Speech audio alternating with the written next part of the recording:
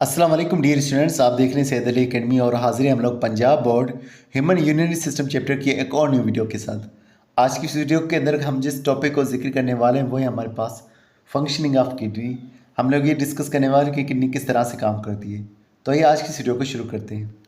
सबसे पहले किडनी के बारे में लिखा हुआ है कि ये मेटाबॉलिक वेस्ट को रिमूव करती है। मेटाबॉलिक वेस्ट को रिमूव करना ये किडनी का एक्सक्रीटरी फंक्शन होगा। लेकिन उसके अलावा किडनी एक और काम भी करती है, वो है ऑस्मो रेगुलेशन का। तो ये ऑस्मो रेगुलेटरी ऑर्गन भी होती है। ये वाटर को और साल्ट को मेंटेन करने का काम कर रही होती है।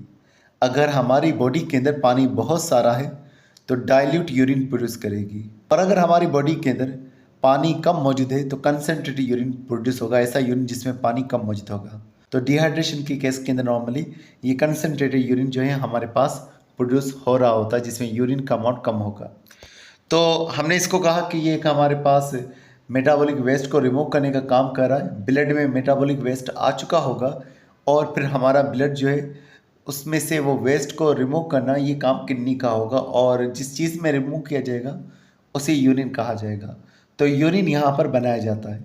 यूरिन बनाने के 3 स्टेप्स होते हैं। ग्लोमेरुलर फिल्ट्रेशन पहला स्टेप, सिलेक्टिव रीअब्जॉर्प्शन दूसरा प्रोसेस, और तीसरा स्टेप जो होता है वो ट्यूबुलर सीक्रेशन होता है। सबसे पहले हम जिक्र करते हैं ग्लोमेरुलर फिल्ट्रेशन के बारे में, कि सबसे पहले फिल्ट्रेशन होती है जिसे अल्ट्रा फिल्ट्रेशन कहा जाता है, जो कि बोमेन्स कैप्सूल में ग्लोमेरुलस में हो रही होती है। जो हमारे पास अफरेंट आर्ट्रियोल होता है जो कि ब्लड को पहुंचाएगा ग्लोमेरुलस में।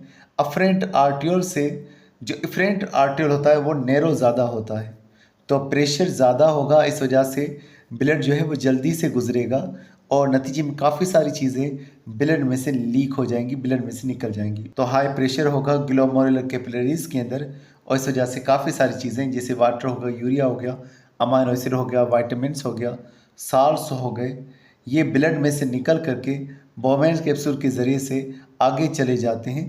और फिर जब ये चीज़ें निकल चुकी हैं इससे ग्लोमेरुलर फिल्ट्रेट कहा जाएगा। अब लिखा हुआ है कि तकरीबन 20% अमाउंट जो होता है वो फिल्टर होता है ब्लड में से, यानी कि वो ब्लड में से निकलता है और फिर बोमेन कैप्सूल के ज़रिए से आगे फिर पेरीट्यूबुलर कैपिलरीज में चला जाता है। और जो चीज़ फिल्टर होकर के आई है उसे ग्लोमेरुलर फिल्ट्रेट कहा जाएगा, यानी कि ग्लोमेरुलस में से फिल्ट्रेट होने वाली चीज़, फिल्टर होने वाली चीज़। अब इसके अंदर काफ़ी सारी चीज़ें नहीं भी होंगी, जिससे ब्लड सेल जो है वो ज़्यादा बड़े होते हैं और वो ग्लोमेरुलस से नहीं निकल सकते। और उसके अलावा प्रोटीन्स जो होते हैं प्लाज्मा के अंदर, यानी कि ब्लड के अंदर जो प्रोटीन होते हैं, अल्ब्यूमिन हो गए, ग्लोब्यूलिन्स हो गए, वो भी निकल करके नहीं आ पाते, तो वो ब्लड में ही मौजूद होते हैं। अब दूसरे स्टेप का जिक्र किया जा रहा है वो है सिलेक्टिव रीअब्जॉर्प्शन।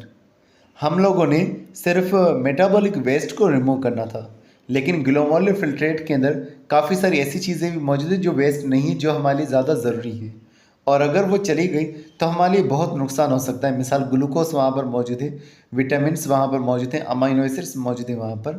तो उन यूज़फुल सब्सटेंसेस को सिलेक्ट करके रीअब्जॉर्ब किया जाएगा और वापसी ब्लड में पहुँचाया जाएगा।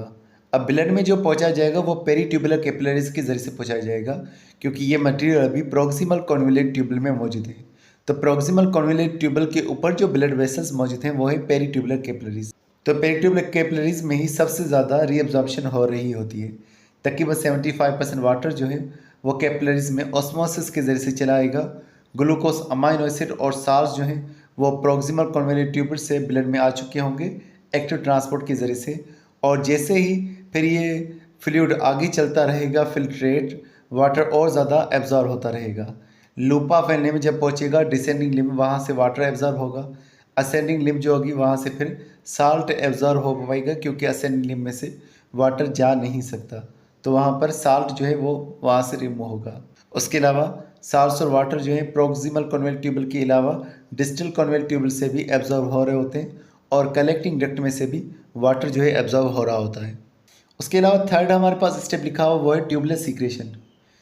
रीअब्जॉर्प्शन एक ऐसा प्रोसेस था जिसमें चीज़ें ब्लड को पहुंचाई जा रही थी, लेकिन ट्यूबुलर सीक्रेशन उसके अपोजिट होता है। अपोजिट का मतलब ये होगा कि ब्लड में से चीज़ें कुछ ऐसी ही होंगी जो कि अभी भी वहाँ पर मौजूद होगी, उन्हें वापसी ट्यूबल्स के अंदर, खासतौर पर डिस्टल कॉन्वोल्यूट ट्यूबल के अंदर लाया जाएगा। तो डिस्टल कॉन्वोल्यूट ट्यूबल के अंदर एपिथेलियल सेल्स वगैरह मौजूद हो सकते हैं जो कि ब्लड में से सब्सटेंसेस को निकाल करके डिस्टल कॉन्वेयर ट्यूबल में लेकर आएंगे।